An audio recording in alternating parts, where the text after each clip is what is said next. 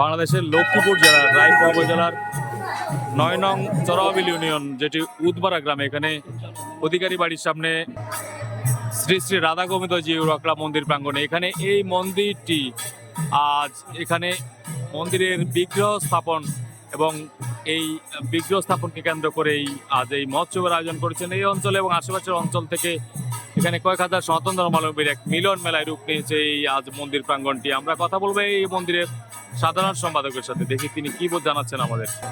শ্রী শ্রী রাধা গোবিন্দ জিউ আকড়া মন্দির ৯ নং দক্ষিণ চরাবিল ইউনিয়ন পরিষদ ২ নং ওয়ার্ড হায়দারগঞ্জ অধিকারী বাড়ি দরজায় এই আমাদের শ্রী শ্রী রাধা গোবিন্দ জিউ আকড়া মন্দির।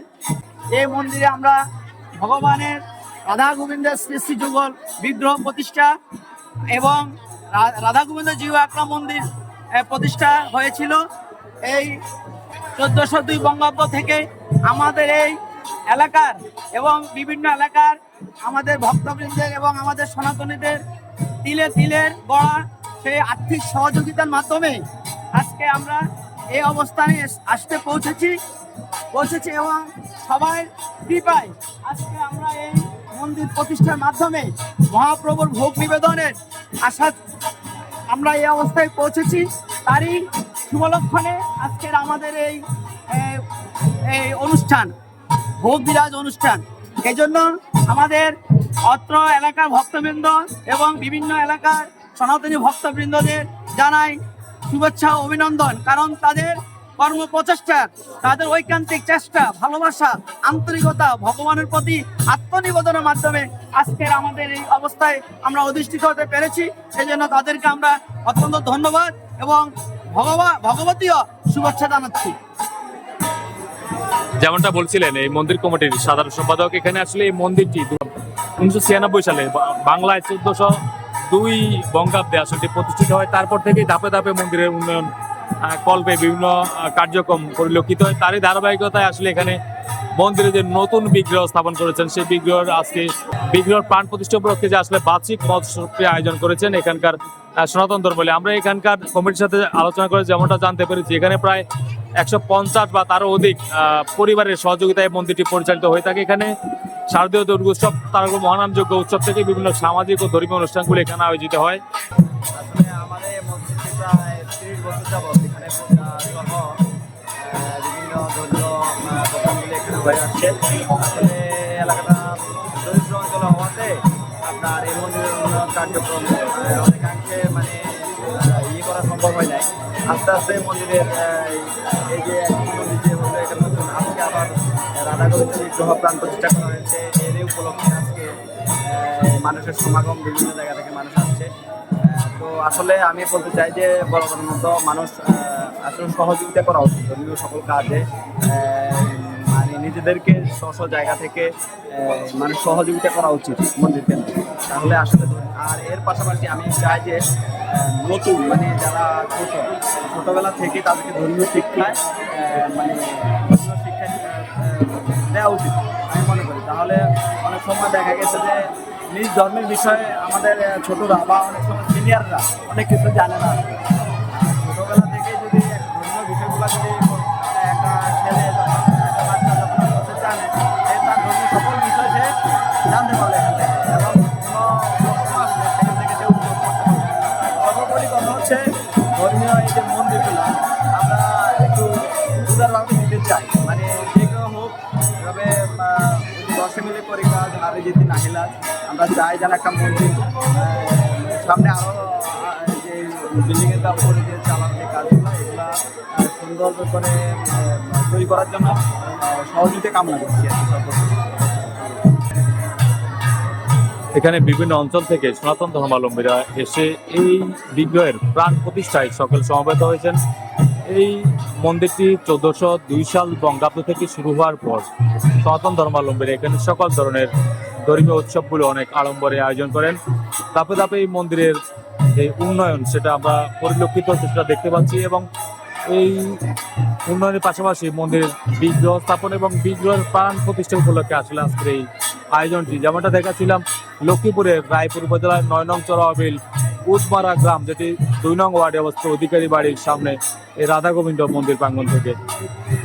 আসলে যেমনটা দেখাচ্ছিলাম, এই রাধা গোবিন্দ যে মন্দিরের বিগ্রহের প্রাণ প্রতিষ্ঠা উপলক্ষে যে মহোৎসব, আসলে সেখানে ভক্তদের জন্য প্রসাদের আয়োজন করছেন। আমরা দেখছি বিভিন্ন ভক্তবৃন্দরা, আমরা সেই প্রসঙ্গে কথা বলবো এখানকার মন্দির কমিটির একজন সদস্য। হরে কৃষ্ণ।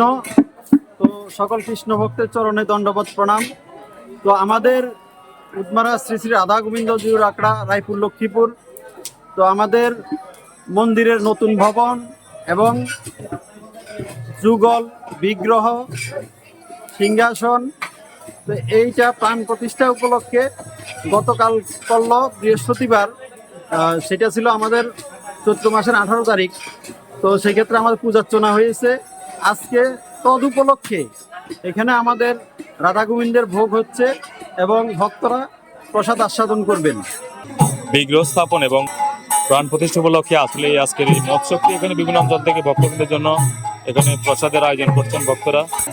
আমরা এই মন্দিরের বিগ্রহ স্থাপন এবং প্রাণ প্রতিষ্ঠা উপলক্ষে এখানকার যেই মন্দির কমিটির সভাপতি রয়েছেন শ্রী নন্দকিশোর অধিকারীর সাথে আমরা সহজে যুক্ত হচ্ছি। আমাদের গতকালকে চৈত্র মাসের 18 তারিখ গেছে, 18 তারিখে আমাদের প্রাণ প্রতিষ্ঠা করার ডেট ছিল। ওই ডেট অনুযায়ী আমরা কালকে প্রাণ প্রতিষ্ঠা করছি। করার পরে এখন আজকে ওই প্রাণ প্রতিষ্ঠা উপলক্ষে আমরা গোবিন্দের নামে ভক্তি প্রসাদ বিতরণ, ভক্তদের মাঝে প্রসাদ বিতরণ করার জন্য একটু আয়োজন করছি।